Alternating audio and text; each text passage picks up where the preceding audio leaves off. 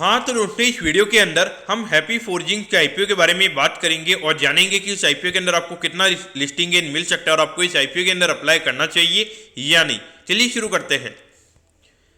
तो देखिए सबसे पहले अगर हम यहाँ पे आईपीओ की डिटेल्स के बारे में अगर हम बात करेंगे तो देखिए 19 तारीख को ये आईपीओ में स्टार्ट होता हुआ नजर आएगा और 21 तारीख को ये आईपीओ में क्लोज होता हुआ नजर आएगा। अगर हम इश्यू साइज की अगर हम बात करेंगे तो 1008 करोड़ का हमें यहाँ पे ये कंपनी का इश्यू साइज यहाँ पे नजर आता है। और देखिए जो अगले हफ्ते जो आईपीओ स्टार्ट होने वाले उसके अंदर अगर हम देखेंगे तो सबसे बड़ा आईपीओ में हैप्पी फोर्जिंग का ही नजर आता है। उसके अगर हम यहाँ पे प्राइस बैंड के बारे में अगर हम बात करेंगे तो देखिए 850 के कट ऑफ प्राइस पे ये कंपनी का आईपीओ में आता हुआ नजर आ रहा है। और अगर हम एक लॉट के अंदर अगर हम टोटल नंबर ऑफ शेयर्स की अगर हम बात करेंगे तो 17 शेयर्स का लॉट हमें यहाँ पे नजर आता है। और इसमें से अगर हम 1008 करोड़ जो कंपनी यहाँ पे रेज कर रही है तो उसमें से 400 करोड़ का जो पैसा वो यहाँ पे कंपनी के पास में हमें यहाँ पे जाता हुआ नजर आएगा। तो उसे यहाँ पे कंपनी कुछ जो इक्विपमेंट्स वगैरह कंपनी को खरीदने तो उसके रिगार्डिंग यहाँ पे कंपनी यूज करेगी। और उसके अलावा जो कुछ पैसा है वो यहाँ पे कंपनी का जो डेट वगैरह उसे कंपनी यहाँ पे प्रीपे करने वाली है तो उससे रिगार्डिंग यहाँ पे वो फंड यूज होने वाला है। उसके अगर हम यहाँ पे ओएफएस की अगर हम बात करेंगे तो 608 करोड़ के लगभग का ओएफएस हमें यहाँ पे नजर आता है। यानी कि जो कंपनी के प्रमोटर्स है वो थोड़ा स्टेक हमें यहाँ पे बेचते हुए नजर आ रहे हैं। और आई थिंक यहाँ पे कोई प्राइवेट इक्विटी इन्वेस्टर भी होगा, वो भी अपना स्टेक हमें यहाँ पे बेचता हुआ नजर आ रहा है।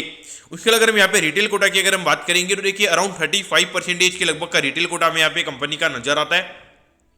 तो उस पॉइंट ऑफ व्यू अगर बात करेंगे तो यहाँ पे रिटेल कोटा के हिसाब से अगर आप देखोगे लगभग 360 करोड़ के लगभग का रिटेल कोटा में यहाँ पे नजर आता है। यानी कि कहीं ना कहीं यहाँ पे जो अलॉटमेंट के चांसेस रहेंगे वही आईपीओ के अंदर काफी ज्यादा रहेंगे। एक तो सबसे बड़ा आईपीओ में यहाँ पे नजर आता है और उसके अलावा रिटेल कोटा भी अराउंड 35% के लगभग का रहता है। तो कहीं ना कहीं देखा जाए तो यहाँ पे अलॉटमेंट के चांसेस यहाँ पे हमें ज्यादा रहने वाले हैं। लेकिन क्या अभी हम अगर हम फंडामेंटल्स की अगर हम बात करेंगे तो ऑल ओवर देखा जाए तो यहाँ पे कंपनी के फंडामेंटल्स अच्छे हैं। अगर हम ग्रोथ वाइज अगर हम बात करेंगे फोर्जिंग प्रोडक्ट बनाने का ये कंपनी काम करती है। अगर हम फंडामेंटल्स की अगर बात करेंगे पिछले साल लगभग 25-30% से कंपनी का रेवेन्यू का नंबर हमें बढ़ता हुआ नजर आया है। और प्रॉफिटेबिलिटी ग्रोथ भी अगर हम बात करेंगे अच्छा है। अगर हम आरओई की अगर हम बात करेंगे लगभग 20-25% के लगभग का आरओई हमें कंपनी का नजर आता है। तो ऑल ओवर देखा जाए तो यहाँ पे फैक्टर्स अच्छे हैं। और अभी इंडिया में अगर आप देखोगे जिस तरीके से यहाँ पे जितने भी कैपेक्स रिलेटेड जितने भी स्टॉक्स है उनके अंदर हमें काफी अच्छी बाइंग देखने को मिल रही है। तो उससे रिगार्डिंग अगर आप देखोगे तो यहाँ पर भी मेरे ख्याल से रहेगा कि जब ये कंपनी की लिस्टिंग होगी डिमांड मेरे ख्याल से यहाँ पे रहने वाली है। लेकिन एक नेगेटिव फैक्टर जो हमें यहाँ पे नजर आता है वो ये कि 8000 करोड़ के मार्केट कैप पे ये कंपनी का आईपीओ में आता हुआ नजर आ रहा है। और 8000 करोड़ के मार्केट कैप पे अगर हम कंपनी के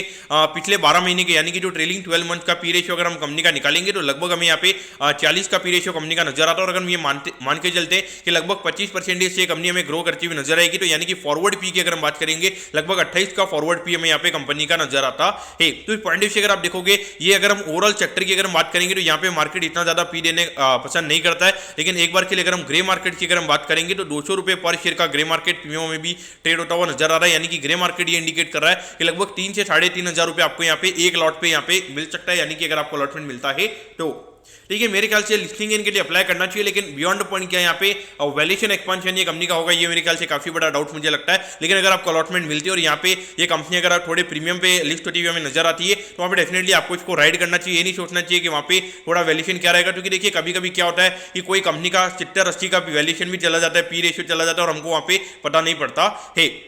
लेकिन ऑल ओवर अगर हम देखेंगे कंपनी अच्छी है, यहाँ पे कंपनी डेट रिड्यूस कर रही है। तो जब ये डेट रिड्यूस होगा तो वहाँ पे इंटरेस्ट कॉस्ट कंपनी की कम हो जाएगी। तो आने वाले टाइम पे थोड़ा अर्निंग ग्रोथ उसकी वजह से भी हमें यहाँ पे बढ़ता हुआ नजर आएगा। और उसके अलावा थोड़ा कैपेक्स भी ये कंपनी कर रही है। तो पॉइंट से देखा जाए डेफिनेटली कंपनी रडार पे होनी चाहिए, मेरे ख्याल से अप्लाई किया जा सकता है। लेकिन फुल फोल्ड मुझे अभी भी लगता है कि यहाँ पे मेरे माइंड में एक सेकंड थॉट ये रहेगा कि ये कंपनी जो अभी करंट जीएमपी 200 रुपये का चल रहा है उसके नीचे भी ये कंपनी लिस्ट हो सकती है। ये मेरा पॉइंट ऑफ व्यू यहाँ पे रहेगा। तो दोस्तों मैं होप करता हूँ कि हैप्पी फोर्जिंग के आईपीओ के बारे में आपको सब कुछ समझ में आ गया होगा। अगर आपकी कोई भी क्वेरीज है आप कमेंट कीजिए, मैं जरूर आपके कमेंट पर रिप्लाई करूंगा।